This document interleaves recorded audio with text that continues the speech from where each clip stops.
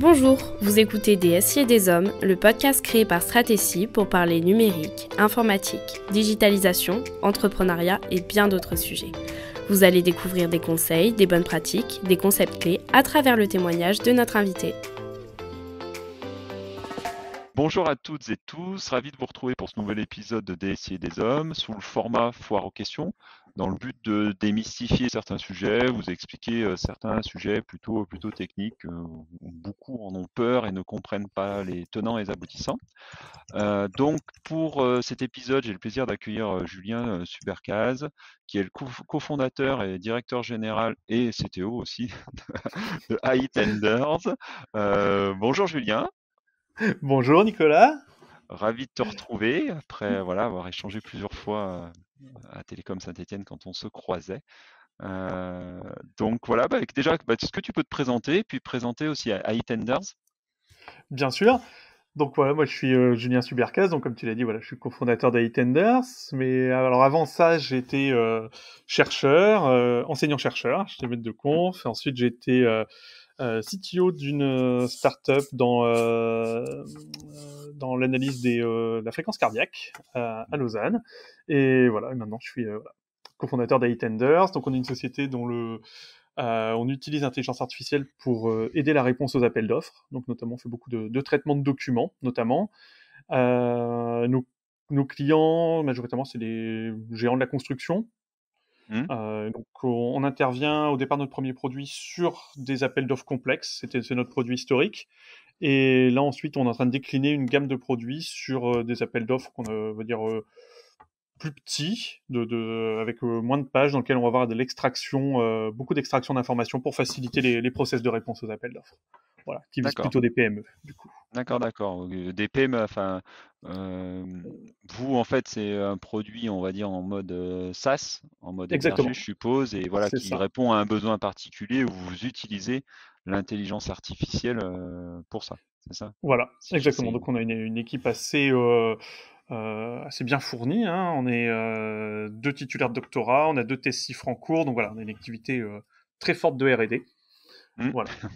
Et Ouais, donc, voilà, forte culture de R&D. Voilà, je suis aussi expert agréé, crédit impôt recherche à titre individuel. Donc voilà, on a. Ok, bon Voilà. bah beau parcours. Et toute ta recherche, tu l'as fait autour de l'intelligence artificielle. Alors, j'ai fait de la recherche autour de l'intelligence artificielle, notamment sur le traitement du langage naturel. Donc ça, c'était un de D'accord? mes gros sujets de recherche, mais aussi d'autres sujets d'informatique plus larges, notamment autour des bases de données, l'amélioration de performance sur les systèmes de gestion de données. Mm. Et ça, t'as démarré quand un peu? Enfin, c'était quand ton doctorat là, Alors, j'ai démarré mon doctorat en 2006. Du D'accord. coup, et donc j'ai obtenu en 2010, et ensuite voilà, j'ai été occupé de différents postes dans l'enseignement et la recherche jusqu'à 2018. Mm. Voilà. D'accord, d'accord. Et donc c'est un sujet, c'était là où je voulais en venir, parce que je savais un peu la réponse. C'est un sujet qui existe depuis quelque temps, qui n'est pas récent. Voilà, on entend beaucoup parler d'intelligence artificielle ou IA. Ou IA, c'est voilà, il y a un certain nombre de définitions qui ont été même proposées au cours de ces dernières décennies. Voilà, t'as certains qui disaient comme John McCarthy qui avait dit que c'est la science et l'ingénierie de la fabrication de machines intelligentes, en particulier de programmes informatiques intelligents. Elle est liée à la tâche similaire qui consiste à utiliser des ordinateurs pour comprendre l'intelligence humaine, mais l'IA ne doit pas se limiter aux méthodes qui sont biologiquement observables. Voilà, je t'ai donné une définition qui avait été donnée en 2004. Est-ce que toi, tu peux nous le définir? Est-ce que tu es d'accord déjà avec cette définition? Alors, je pense que il y a vraiment, selon le domaine qui va approcher l'IA, des définitions différentes. Je dirais plutôt que c'est plutôt comme ça que je l'aborde. On va dire que Mm, ce soit le regard d'un philosophe, le regard d'un praticien de l'IA, ou le regard mm, on va dire du grand public, ce qu'on peut en voir dans les médias. Donc même pour l'expérience, hein, si tu prends la page Wikipédia de l'IA et que tu l'ouvres dans différentes langues, tu verras que tu as des définitions différentes. d'accord. Donc voilà, c'est-à-dire que c'est très très loin de faire consensus sur la définition. Globalement, on va dire que ce soit pour le grand public ou pour le décideur, aujourd'hui, définition qui fait bien sens, c'est de dire que l'IA, c'est vraiment la question orientée sur la tâche. C'est-à-dire qu'on va aller séparer la question d'intelligence générale on aurait un système complètement intelligent qui serait capable d'être autonome un peu à la Terminator. Là voilà, ça c'est quelque chose dont on est très loin et qu'aujourd'hui on laisse de côté. C'est un sujet qui va surtout intéresser plus des questions philosophiques dessus. Sur le quotidien, nous, des praticiens de l'IA, et ce qui peut intéresser des décideurs, on est vraiment plus, j'allais dire, sur une définition qui est liée à la tâche. On va dire que l'IA, c'est utiliser la machine pour faire une tâche qui serait faite par un humain autrement. On aime bien dire que du moment où la tâche est résolue, c'est plus de l'IA. C'est un exemple classique. On dit par exemple la reconnaissance, ce qu'on appelle l'OCR, Optical Character Recognition, qui consiste à lire des documents, que ce soit manuscrits ou tapuscrits, qui aujourd'hui est un problème qu'on estime réglé.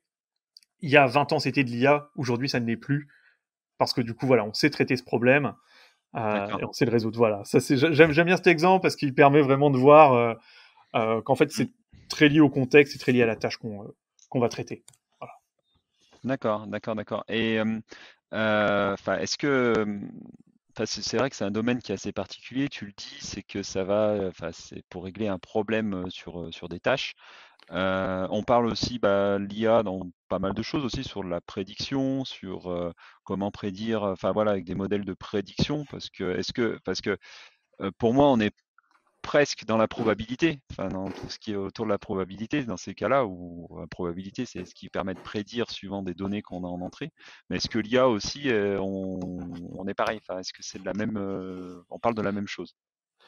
Alors, on a vraiment des champs d'application très très vastes sur l'IA. Donc là, tu as parlé de prédiction. Effectivement, c'est des choses qui intéressent beaucoup. De dire, est-ce qu'on est capable de prédire un krach boursier? Est-ce qu'on est capable de prédire des événements rares?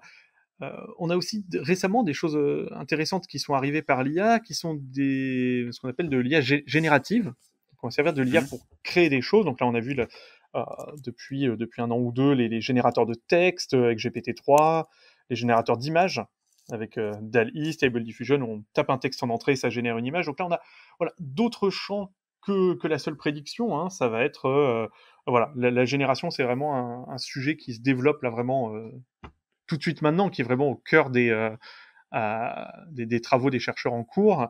Donc ça couvre beaucoup de domaines, soit la prédiction, la classification, de dire est-ce que tel élément a telle ou telle particularité, ou voilà. On sert aussi de l'IA dans la reconnaissance visuelle, pas typiquement pour faire du contrôle qualité sur des chaînes de production. On va avoir des méthodes similaires qui vont s'appliquer à différents domaines. Et puis effectivement, l'aspect génératif, il est arrivé peut-être entre guillemets un petit peu par hasard.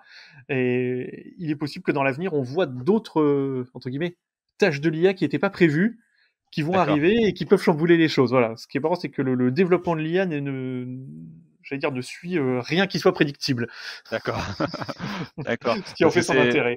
Oui, voilà, et c'est ce qui a fait son intérêt. Après, on le voit apparaître sur des choses de notre vie de tous les jours, de plus en plus, sur des, qui pour moi est de l'IA. Quand on parle de Siri d'Apple, Alexa d'Amazon, Google et aussi son assistant vocal, les véhicules autonomes aussi, parce que c'est pareil.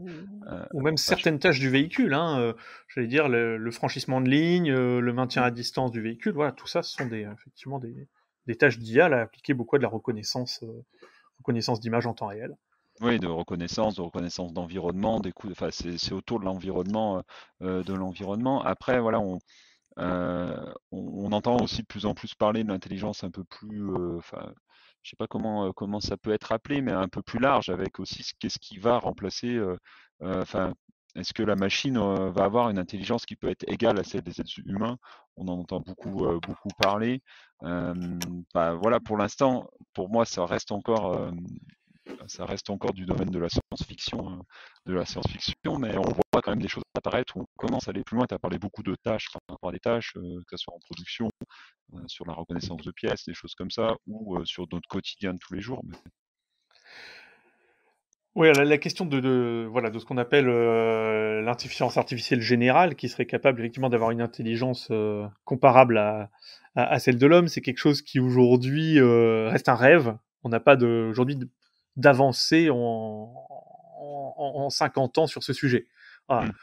c'est un sujet qui intéresse beaucoup les gens parce qu'il est fascinant, il fait peur, il est source de beaucoup de fantasmes, donc il est moteur de création pour la science-fiction, et puis voilà, c'est quelque chose de très intéressant. Aujourd'hui, dans le concret, on peut pas dire qu'on ait d'avancée particulière là-dessus. Si je reprends, alors toujours intéressant de regarder le Gartner là-dessus, le Hype Cycle de Gartner, j'ai celui de 2021 sous les yeux, j'invite les auditeurs à y jeter un œil. Voilà, c'est l'élément le plus à gauche du Hype Cycle, quoi. Donc voilà, on est incapable de donner une date de quand est-ce que ce sera faisable. Et même la question d'abord, est-ce que c'est faisable ?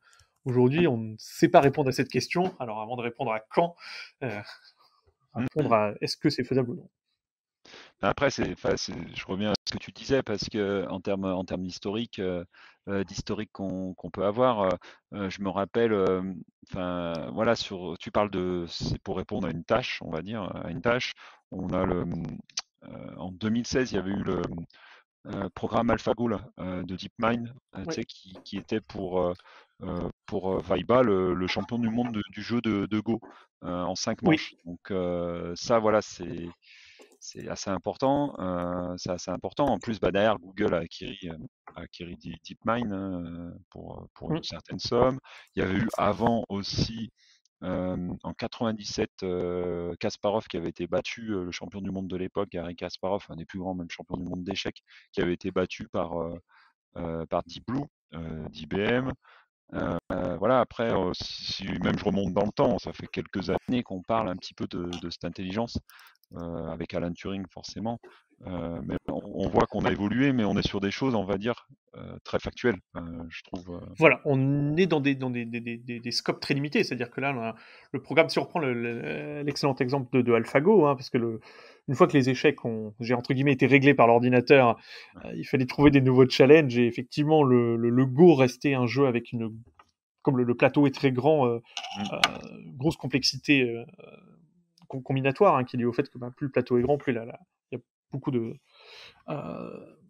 d'arbres potentiels à évaluer, et donc AlphaGo effectivement a permis de vaincre le champion du monde. Mais ce qu'il faut voir, c'est que dans AlphaGo, il y a des réseaux de neurones profonds, mais il y a aussi beaucoup d'expériences, on va dire, métier du jeu, c'est-à-dire que le programme n'a pas appris tout seul à jouer au Go. Il est quand même guidé par une intelligence humaine. À l'intérieur, on va avoir les règles sont déjà inscrites dedans. Il y a une expertise métier aussi qui est dans le réseau, qui est implantée dedans. Donc voilà, ce qu'il faut voir, c'est que là, pour AlphaGo, ça a vraiment dédié du développement à cette tâche, mais ça ne peut pas dire que ça généralise à autre chose, quoi. Alors, c'est vraiment ça qui est important, je pense, à garder, c'est l'incapacité à généraliser à une autre tâche. Voilà, c'est un peu ça, le pont vers une intelligence générale, c'est ça. L'intelligence, c'est la capacité à faire du lien. Là, aujourd'hui, les algorithmes qu'on développe sont majoritairement soit des méthodes symboliques ou des méthodes statistiques ou de réseaux de neurones, n'ont pas cette capacité aujourd'hui à généraliser, à faire le lien entre les choses. Si on prend l'exemple par exemple des générateurs d'images, comme Stable Diffusion, là, que j'invite aussi tes auditeurs à tester, c'est gratuit et en ligne. T'as dit quoi? Je remettrai le... Ça s'appelle Stable Diffusion, donc ça s'écrit stable diffusion en français. Donc on peut le tester en ligne, je vais t'envoyer le lien, si tu pourras mettre à disposition. Et du coup, on peut entrer un texte pour dire, par exemple, je sais pas, moi, je veux un ours qui boit une bouteille de coca dans la forêt. En fait, le réseau va identifier des morceaux dedans. S'il les a pas vus, il va pas réussir à composer exactement ce qu'on veut. Par exemple, tu peux pas dire, je veux 3 chats empilés en pyramide de couleur arc-en-ciel. Le système n'a pas la capacité à faire le lien entre les différents éléments et à les structurer de manière qui fait sens pour l'humain. D'accord. Voilà, donc aujourd'hui, on a des choses qui sont ce qu'on appelle la capacité ce que les chercheurs appellent de compositionnalité en français. C'est-à-dire d'identifier les éléments et de les mettre en lien entre eux. On est toujours là dans cette problématique aujourd'hui dans l'IA, la problématique du lien en fait entre les choses. On va avoir des algos qui excellent sur certaines tâches, mais qui n'arrivent pas à généraliser. Oui, parce que pour l'instant, on n'en est pas à avoir, on prenait l'exemple du jeu du Go, du jeu d'échecs, mais d'avoir une intelligence artificielle qui est capable de jouer et au Go et aux échecs. Voilà, c'est plus compliqué. Ça va être deux développements différents. Voilà, tout à fait. Voilà. Tout à fait. Mais après, ce que tu disais aussi, ce que j'entends aussi dans tout ce que tu dis, c'est aussi il y y a toujours cette part humaine et aussi d'apprentissage. Donc en fait, c'est ça, on va lui donner le côté un peu métier. Donc on va lui apprendre le métier à l'algorithme pour après qu'il puisse aussi faire ses calculs, etc. C'est ça, ça ou pas? c'est-à-dire qu'on est. Alors, il y a des choses, on peut avoir de la. Alors, il y a eu sur les jeux vidéo, par exemple, des algorithmes qui arrivent à apprendre à jouer à Mario en contrôlant l'entrée du truc, mais il y a quand même une définition de lui dire la tâche, c'est de jouer le plus longtemps possible sans revenir à l'écran d'accueil. Donc il y a quand même déjà, en fait, c'est ça vraiment la clé de la chose, c'est la définition de la tâche. C'est-à-dire qu'en fait, l'apport humain, quelle que soit la méthode derrière, ça va être toujours de définir la tâche. Et ça, l'algorithme, lui, il est incapable de faire ça, de définir sa propre tâche. Du coup, pour des questions, là, on est vraiment sur des questions philosophiques, de conscience, d'intentionnalité, qui fait qu'aujourd'hui, c'est l'humain qui définit la tâche, et ensuite, on a des méthodes qu'on va appliquer, qui vont être plus ou moins adaptées à certains types de tâches, voilà, pour la résoudre et l'automatiser. Voilà, c'est vraiment ça aujourd'hui le fonctionnement concret de l'IA dans la pratique. D'accord. Une autre petite question, parce que bon, forcément, comme dans tout domaine un peu technique, un peu informatique, il y a des mots qui ressortent et qui peuvent être associés à l'intelligence artificielle. On parle aussi des fois de deep learning, de machine learning. Est-ce que ça, comment tu pourrais nous le définir et quel est le lien aussi avec l'intelligence artificielle? Est-ce que c'est l'intelligence artificielle, une partie de l'intelligence artificielle? Voilà. Voilà, alors oui, alors on va dire le machine learning, ou en français l'apprentissage automatique, c'est effectivement, on va dire un des domaines de l'intelligence artificielle, c'est-à-dire c'est un ensemble de méthodes qui sont des méthodes mathématiques et notamment statistiques qui permettent à l'ordinateur, on va dire entre guillemets, d'apprendre. Au sens de l'apprentissage là-dedans, ça va être effectivement l'amélioration d'une métrique sur une tâche. On en revient toujours à la question de tâche. Et la question derrière, c'est de savoir comment est-ce qu'on sait qu'on a réussi notre tâche. Et c'est peut-être un des points vraiment importants qu'il faut vraiment bien comprendre, c'est la notion de métrique. C'est-à-dire qu'on va définir une métrique sur la tâche. Donc si par exemple, je dois faire une classification entre des objets, entre dire est-ce que ça, je sais pas, c'est un téléphone ou c'en est pas un, bon, bah, c'est assez simple à classifier. On va compter ceux qu'on n'a pas bien classifiés. Voilà, le but du jeu est très simple. Et donc, l'apprentissage automatique, ça va être d'améliorer la valeur sur la métrique. Donc, on va avoir ce qu'on appelle des ensembles d'apprentissage. On va avoir un jeu de données sur lequel on aura mis des labels. Et ensuite, l'algorithme va essayer de mieux performer sur cette métrique. Et donc, le deep learning, là-dedans, c'est encore, on va dire, un sous-ensemble de l'apprentissage artificiel. D'accord. C'est vraiment, alors là, une sous-partie qui est, on utilise ce qu'on appelle des réseaux de neurones. Alors les réseaux de neurones, c'est on va dire une approximation assez grossière des neurones humains, très très grossier, ça ferait hurler des biologistes de dire que ce sont des neurones artificiels, mais voilà. Et ce qu'on appelle des réseaux profonds, ce sont des réseaux en fait avec beaucoup de couches, le deep learning. Alors c'est pas des technologies qui sont nouvelles, c'est des technologies qui sont connues depuis au moins une cinquantaine d'années, mais qui étaient très difficiles à mettre en œuvre pour des questions techniques. C'est-à-dire qu'on n'avait pas la puissance de calcul pour utiliser ce genre de réseau. Ça demandait des machines qu'on n'avait pas, et effectivement l'explosion de la performance, notamment sur les cartes graphiques, a permis de mettre en œuvre ces méthodes de deep learning, et de manière beaucoup plus générale, et qui ensuite a permis la découverte de nouveaux types de réseaux. Donc là, on a eu une explosion vraiment de la recherche là dans les 5 dernières années, on va dire, sur ce sujet qui a conduit à beaucoup d'améliorations sur certaines tâches, et aussi la création de ces, on parlait de systèmes génératifs tout à l'heure, voilà, de ces systèmes-là aussi. Donc voilà, le deep learning, c'est un sous-ensemble de l'apprentissage automatique qui lui est aussi un sous-ensemble de l'intelligence artificielle. D'accord. Pour remettre ça en ordre. Ok, très bien. Voilà.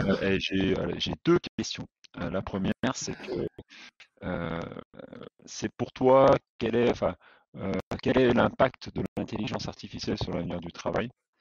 Alors c'est une question un peu politique, de placement.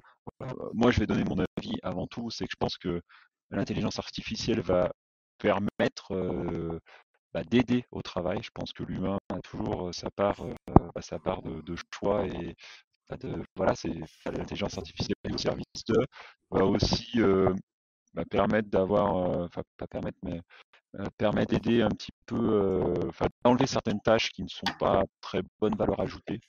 Voilà, et va faire forcément évoluer le travail aussi des gens. Mais voilà, ça va peut-être diminuer, faire disparaître certains travails, mais comme c'est arrivé depuis des années, et en faire créer des nouveaux. Voilà, c'est mon point de vue. Alors, effectivement, moi je te rejoins complètement sur ce point de vue. Je pense que l'intelligence artificielle ne va pas révolutionner tous les métiers, mais elle va en changer certains. Et elle sera alors. On a vu des tâches, typiquement le contrôle qualité sur les chaînes de production. Dès que c'est automatisable, on le fait. C'est toujours mieux que d'avoir euh, des gens à automatiser ces process-là. Après, aujourd'hui, la question, elle est sur des tâches, on va dire, plus qualifiées, où on a toujours la question récurrente de est-ce que le développeur va disparaître. Ça, c'est vraiment des questions qu'on a vues. J'en sais ça. Est-ce que le développeur informatique va disparaître? On a vu la GitHub Copilot, qui est quelque chose qui autocomplète du code, parce que ça permet de générer des programmes. Bon. Et pareil pour les graphistes avec la génération d'images. Ce qu'on en voit aujourd'hui surtout, c'est qu'en fait, ça va pas détruire ces métiers, ça va changer leur exercice. Si on prend l'exemple des graphistes, par exemple, beaucoup disent, mais non, on va pas remplacer les graphistes. Par contre, pour les graphistes, ces générateurs d'images, il faut les maîtriser. Ça va être une compétence en plus à avoir pour pouvoir faire son métier, pour être performant dans son métier. Et donc ça, c'est vraiment, je pense, quelque chose qui va changer. C'est-à-dire que ces outils, il va falloir les intégrer dans notre quotidien, dans notre pratique de notre travail. Et effectivement, ils vont pas faire disparaître des postes, mais ils vont effectivement en changer la nature de l'exercice quotidien, je pense. Effectivement. Ouais. Après, c'est l'évolution aussi l'évolution de l'humanité au sens large, voilà, avec les évolutions technologiques et voilà. J'allais dire, on a toujours cette évolution de si on peut se décharger de quelque chose qui n'est pas très intéressant à faire, on sera toujours content de le donner à une machine. Donc voilà, pour libérer du temps pour faire de choses plus intéressantes. Apporte valeur ajoutée, tout à fait. Tout à fait. Et ma dernière question pour toi, c'est quoi le futur de l'intelligence artificielle? Comment tu sens le futur? C'est une grande question, mais voilà. Alors aujourd'hui, il y a des enjeux géopolitiques intéressants sur l'intelligence artificielle qui sont liés au fait que, je vais reprendre toujours un exemple du générateur d'images, mais par exemple, un générateur comme DALL-E ou Stable Diffusion, c'est des choses qui nécessitent du matériel spécialisé pour entraîner les modèles. Donc on a des modèles, là, par exemple, celui de Stable Diffusion, c'est $600 000 à peu près de coût sur le cloud Amazon pour l'entraîner. Les modèles de langage de Facebook, type BERT, ça se chiffre en millions de dollars l'entraînement du réseau, et ça demande surtout des infrastructures particulières, c'est-à-dire du matériel dédié pour faire ça. Et donc aujourd'hui, on a un enjeu important de souveraineté, et ça, j'allais dire, le gouvernement français l'a bien compris, on a un investissement fort dans des calculateurs, notamment un calculateur Jean Zé là-dessus. On va avoir aujourd'hui cette problématique géopolitique qui va être la problématique d'accès au matériel. Donc là, on le voit aujourd'hui, une forte tension entre les États-Unis et la Chine sur la fabrication de microprocesseurs, qui est un enjeu global. Et l'intelligence artificielle, elle s'inscrit dans ce contexte géopolitique on va dire, de souveraineté de l'IA, qui est vraiment une vraiment question importante pour les pays développés notamment. Et donc, je pense que ça va être un enjeu fort, c'est d'avoir la capacité, on va dire, humaine pour un pays à pouvoir être souverain et autonome sur l'intelligence artificielle, mais aussi la capacité matérielle, donc de disposer des infrastructures permettant de le faire. Voilà, donc je pense que ça, c'est un des points qui va être, en tout cas sur l'aspect géopolitique, très important. Au niveau des entreprises, dans le futur, je pense que là, ça va être, on va dire, un domaine stratégique qu'on va intégrer dans la gestion des entreprises. Aujourd'hui, comme on intègre, on va dire, de la RH, de la compta, la gestion de l'IA va devenir un composant de la gestion de l'entreprise. On va le voir de plus en plus intégré dans les MBA, dans les formations de dirigeants. Oui, ça c'est sûr, on le sent de plus en plus arriver parce que tu disais très bien, on peut parler production, toute l'industrie, etc., sur des choses comme ça, mais il y a aussi tout ce qui est autour de l'analyse de données prédictives. J'ai fait un podcast justement qui va être publié très prochainement, avant la publication de ça, de cet épisode-là, 2 semaines avant, qui va être publié fin octobre, avec le directeur général de l'entreprise SAS Software, voilà, qui gère toutes les données, enfin, qui fait de l'analyse de données prédictives avec des moteurs d'intelligence artificielle, etc. Et il nous a expliqué tout ça aussi. Et, voilà. Comme il explique, et un enjeu évidemment de captation de données. Hein. Ouais. Voilà. Ouais, c'est la captation de données. On voit aujourd'hui apparaître des systèmes on va dire de vente illégale de données pour entraîner des modèles. Voilà, c'est des choses, des questions qui commencent à arriver. Hein, c'est-à-dire commence à y avoir du IA dataset laundering, c'est-à-dire on a commencé à avoir un marché noir de la donnée, voilà, donc commence à voir apparaître ça. Donc effectivement, la question de l'accès à la donnée est fondamentale, et ça c'est un vrai sujet des pays qui disposent pas de géants du numérique de récolter de la donnée. Voilà. De récolter ces données, voilà, c'est ça, voilà, un vrai sujet important. Bon, écoute, merci Julien. Les auditeurs peuvent te retrouver où sur LinkedIn, je suppose. Oui, voilà, sur LinkedIn, Julien Subercase, voilà. Je mettrai le lien dans la bio de l'épisode. Je te remercie beaucoup. C'était plutôt sympa, et puis voilà, je remercie aux auditeurs de nous avoir écoutés, et je les invite à nous suivre sur leur plateforme préférée, et puis à bientôt. À bientôt, Nicolas. Merci. Merci.